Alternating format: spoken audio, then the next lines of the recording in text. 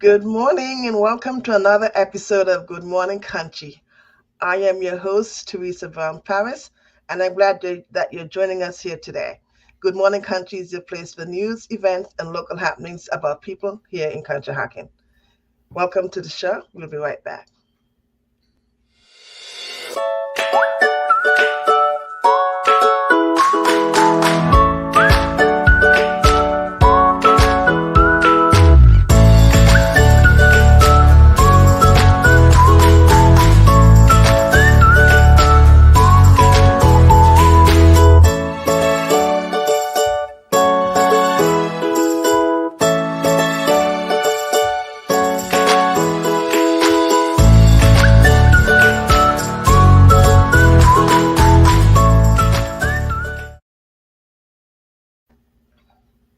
Good morning. I'm so glad that you're back with us here at Good Morning Country, another vibrant episode of Good Morning Country. But before we get started, I want to start with our quote. The older I get, the greater power I seem to have to help the world. I am like a snowball. The further I am rolled, the more I gain. That is by our favorite Susan B. Anthony. So our guest for today is Judge Denise Ashe, and that is this is continue with our celebration of Women's History Month.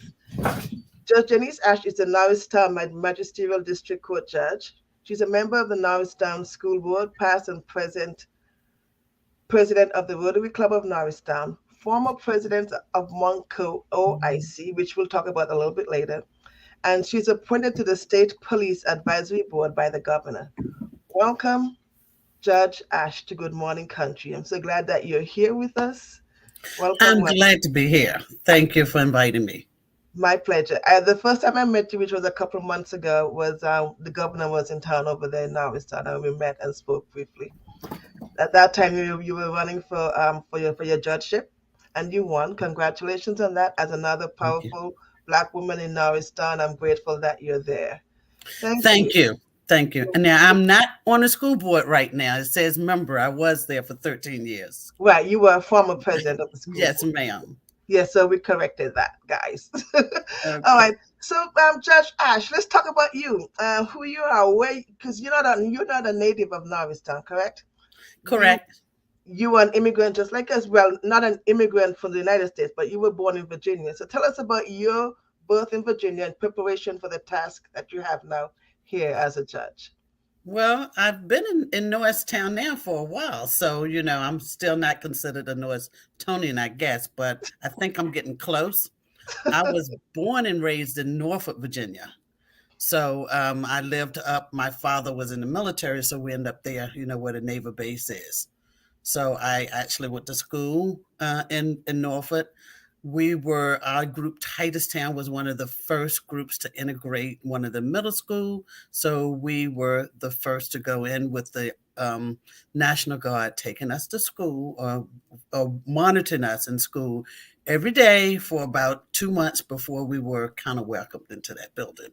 So I did spend my college life there. I attended Norfolk State University, which is in Norfolk, Virginia, on a scholarship for finance and accounting. So I graduated as an accounting major with a minor in what back then was called computer programming with COBOL and Fortran, which we don't use those systems as much anymore. Right. But everybody in Norfolk, especially the young ladies, were pushed to use computer programs because of, if you've seen Hidden Figures, the naval base was hiring everybody in technology. So they wanted to make sure we were prepared.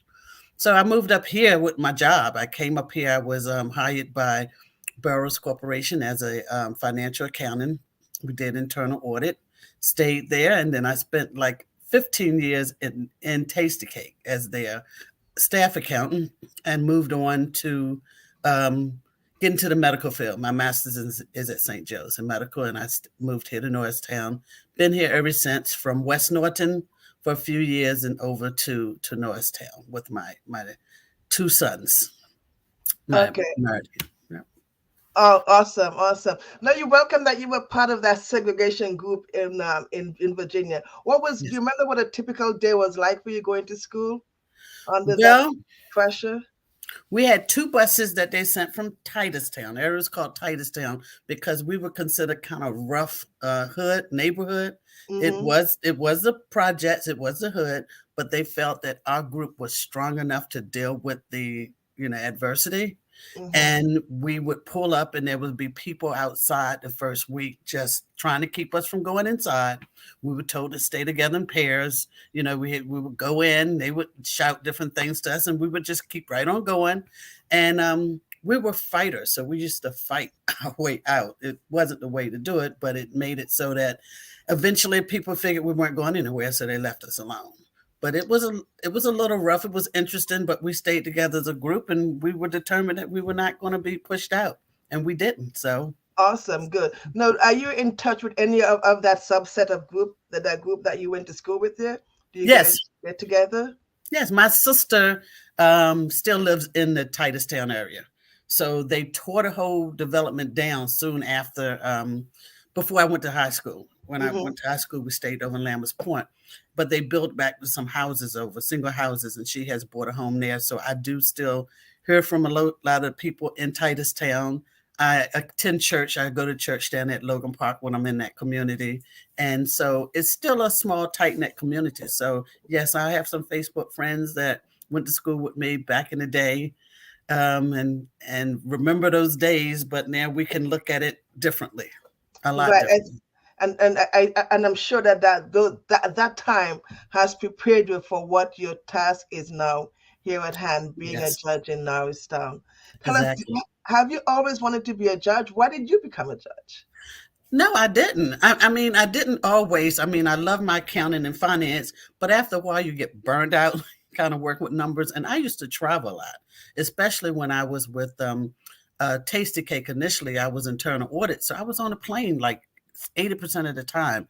You get tired of that. You get burned out. So I gradually wanted to do something different when I went into the medical background field and became a financial accountant with the Philadelphia Presbyterian Homes. It made a big difference. So what I found out when I got to Norristown, I was interested a little bit in the politics and what was going on, but not agreeing with a lot of things. Um, I would say what I wanted to say. A lot of times, I would had to like muffle myself, but it was you saw things, but you didn't know what to do about them. Mm-hmm. And after I was here for about 15 years, I saw like the court system as being one that I was interested in going into, but I didn't know if I wanted to spend a whole nother 5 or 6 years changing my career totally to go into the legal and to become a lawyer or to go to law school. So I started just taking classes. And this area that I live in, I'm in the west end of town. I really enjoyed some of the things, and I had some issues with other things. So I said, I always didn't. I found out about the judge position, friendly with the past judge that was here, lives right behind me. And I said, whenever you decide to retire, I want to do that job. I want to be involved in that position. And so that's when a couple of years ago I made a decision. I said, that's something I would like to do. So I need to throw my hat in the ring and see if I could possibly become elected in that position. So took the necessary steps to become prepared. And here I am in 2022, a position that I never thought that I would be in 5 years ago. Right, right, right, right. Um, it's you're a judge now. We're happy that Yes. you're there, but you're still with OIC, which is an organization that you were the executive director of. Tell us a little bit about that OIC. Well, I was a president and CEO for 25 years. I started at OIC. I came in there for a 5 year period. I said I worked for 5 years to help get the finances up, straighten the budget, and get things moving because it had gone down a little. Because back in the 80s, a lot of the nonprofits, especially like OICs, were based on JEPTA funds. They were government training funds. And when that program went away, some of our affiliates closed, other ones stayed open. So, yes, I did do past my 5 years, but I've enjoyed it. It's a lot of work with nonprofits because your job is to raise money so everybody else can work. And it becomes difficult when everybody's going after the same pot of money. But it's also interested and it's rewarding because you find that what you do for people in the community, they appreciate it. So at OIC, it's grown now a lot. The Montgomery County location, they were doing reentry programs, working with the prisons, working with the Mhm. youth court involved. Campus Stream was a program that we started about 15 years ago, which has been very successful. That's for the younger kids in the neighborhood up to 14 for an 8-week summer program that's STEM involved. So it's not like they're coming into a babysitting program, they're coming into educational program. So in that particular program is about 50 kids that can come in, but we do trips with them that are not your normal go to the zoo and go to the Mhm. water park. We took them to New York. We've gone to the museums in Baltimore, Maryland, Virginia, New York, all over the place. And we actually take them to become involved in a live surgery at the Liberty Science Center in New Jersey, where the kids are actually sitting in a room watching doctors do live surgery. So Oh, we've done a nice. kidney transplant and a heart bypass surgery with them.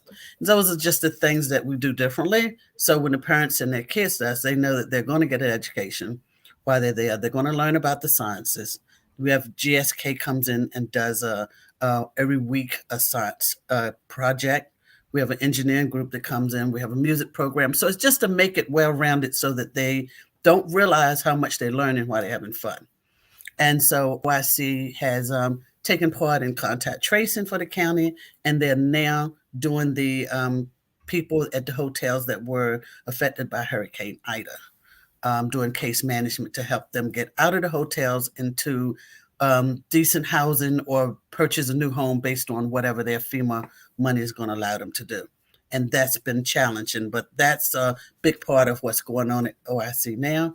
And um, and we have a full day childcare center. You So have that four started day. a full day childcare center, Oh, which oh, oh, started right. this year.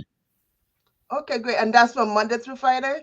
Also the normal Every day from 6 o'clock to 5:30.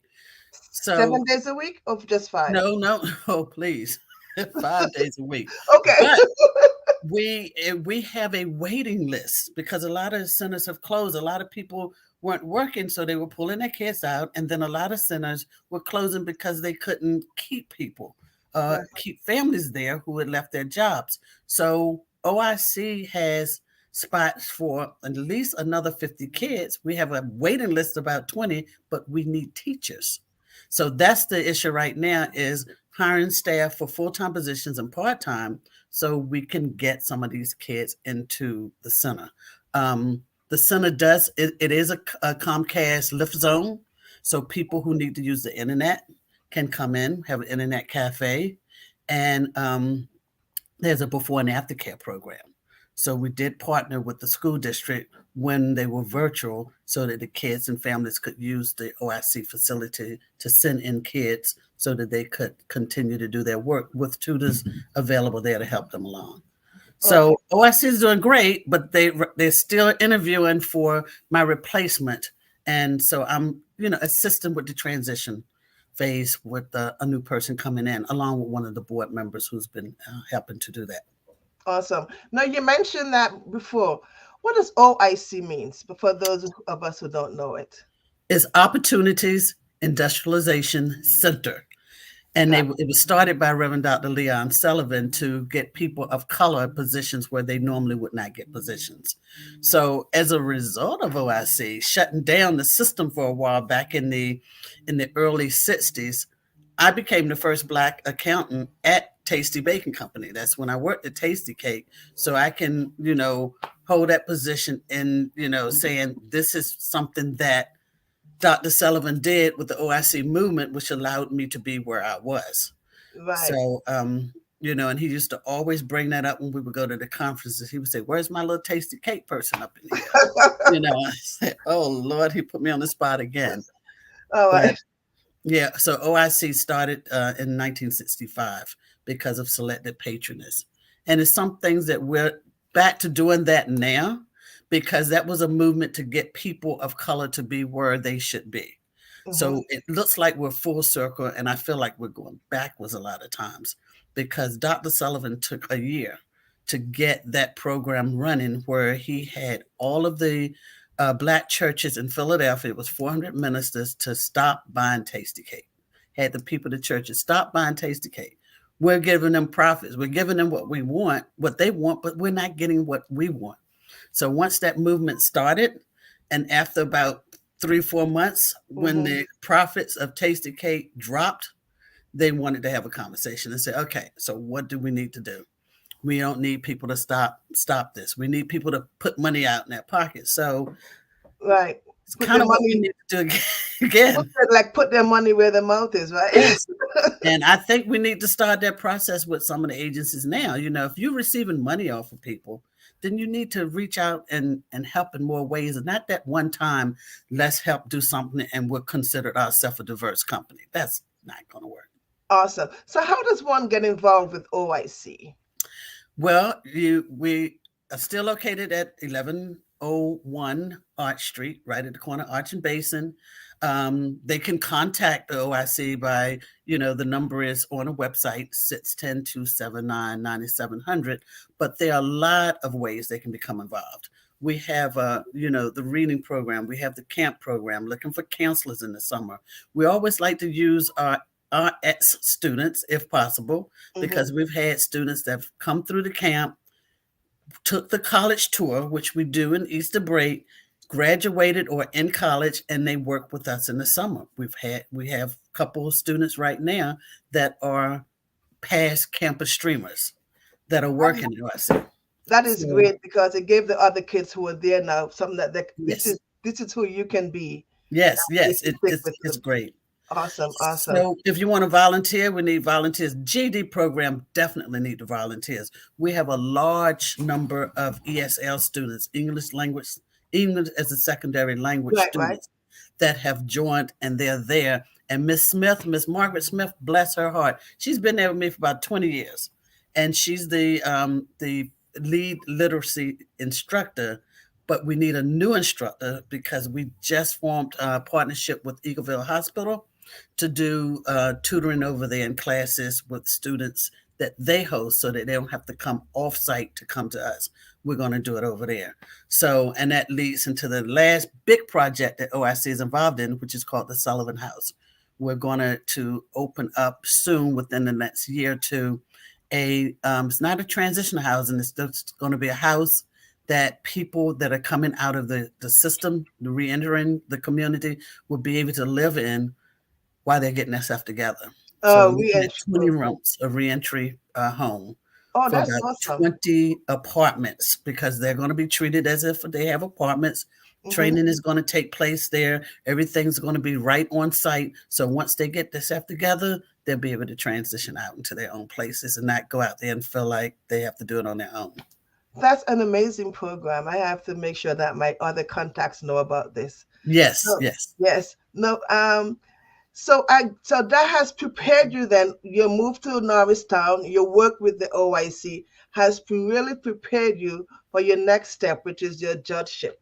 Going yes. back, going back to the judgeship, we have a question here for you. How did you stay strong through that ordeal, and has it changed you? Running for judge, elected, and now you're sitting on the bench. And go ahead with that question. Well, I think talking to a lot of people as I was walking around the neighborhood, and I know a lot of people in this neighborhood, and just things that they asked and questions that came up, like, why is it when I come to court, I feel like I'm not respected? Not just talking about our court, but just going to court. What do I need to do to prepare myself? What do I bring in? And I have neighbors that's doing this, and neighbors are, asking me questions, which I'm like, I don't know what you can do about your neighbors. I cannot give you that type of advice. All I can tell you is you always have a right to be represented by attorney. You have legal aid, you have public defender's office. Use the systems that's in place. If you know anyone that needs help, go to it. Well, people don't listen. People will listen. They'll listen if you are telling the truth or you need some information. So what I try to do is not only sit in court and listen to the cases, but also provide information. So I know we have brochures in there. Your Way Home is a big project that, well, not project, but an organization, agency that we're using because we've had a lot of landlord tenant cases. So I just don't say, the judgment is for the plaintiff and this person needs to get out. I may ask the person, have you been involved in calling 211? Do you know about the system? Here's some information about the system. Here's where you can go and contact. Here's a brochure with a list of all of the agencies, all of the food cupboards, all of the assistance. Use this form and go out and get yourself some help. And and make a call. If people don't if people don't call you back, you call them back and just keep calling. So it has allowed me to be able to use a lot of the stuff that we dealt with in OIC to provide to the students. Like, I know about the different agencies, know who does what, some of the partnerships, who can help with a lot of emotional and mental health issues, where they should go, and give them that. So it's the being out in the community with a nonprofit for 25 years has, helped me to work with the people that are coming to the court and giving them information. Okay. Is there any one thing that you can share that you would like to change as a judge that you think can really benefit your community, our community? Um, First, I guess I would like to. The public is allowed to come into court anytime. I mean, it's a public court. Hmm. I would like to see more people be involved with their relatives or their friends or neighbors when they come in, and just listen to what is going on, and come in and maybe spend a day sometimes, to hear what's going on, to see what they can do to help, to bring information to the court when they know what's going on, to help. We do sometimes do, issue a community service activity that they can do for, do this for 30 days and come back. And if you've done that, if you've been charged with harassment or doing something to people's property, maybe it's a way you can help. I know youth court does it for the teens. We don't do it all the time for the adults. In some cases, you cannot do it. But just to get people more involved in the community, I would like to see agencies, if you know you can help people that have legal issues or things going on, reaching out to let us know what we can do. So when we're trying to help these people to get their lives together, and I tell them, I may like you, but I don't want to see you again. It's not that I don't like seeing you or want to be around you, but please don't come back in this court, because when you come in here, that means there's something going on. So we want Right. it to be something positive. So come in here with a positive thing. Don't come in here and I have to decide, what you need to do or what we need to do to correct whatever situation has brought you here. And Awesome. most of the time, we can work it out. So, Yeah, that's good. And I do know of one particular group in Norristown that helps out family members that come and sit there with the families, which is the Montgomery County Participatory Defense Group. okay. So they come and sit with people there with their loved ones, and just to give Hmm. them that support that they need. And that's Hmm. great. Um, Yes. is there anything else? So you're going to be on the bench for 6 years. That's what they told me. Yes. Yes. For 6 whole years. And I've been on for 2 months, and some of the things that I thought I wouldn't be involved with right now, I have. I mean, we have arraignments from everything, and I had my first on-call day, which went from 8 o'clock in the morning to 10 o'clock at night, and I was like, I can't do this. But once the phone rings and the Zoom starts, you just go right into it. I thought I was going to have big problems and issues trying to transition into like a new field, but it's like you just do it. You just go and you go with the flow. And when you're done, you're like, did I just finish that one? Okay, did I do that right? You think about what you've done. And Uh-huh. as long as you know that you've made a good decision, then you feel good. If you feel like you didn't, then that means you need to do your job. You need to think about it. And it's a lot of training involved. Every Friday, we've been having training. We have a mandatory training coming up in the March. So when I was running, as you know, I kept getting those comments. You're not an attorney. You don't have a law degree. How are you going to do this?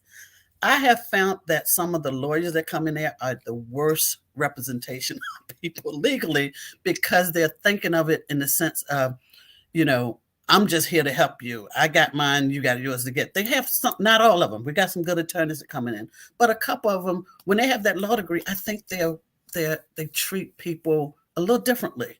than people without law degrees. So when you're coming into court, we understand. We all understand, but we understand it at a different level. So I look at the person as a person. If I know the person, I always let both sides know. I know who this person is. I'm, familiar with them, which that happens a lot. But I feel I can be fair. If you want me to, turn this over to another courtroom or whatever, I can do that. And we've never had anybody to have done that situation. So Is there any, since you have been there, is there anything that you have come to learn that you wish you had known before you decided to run for judge?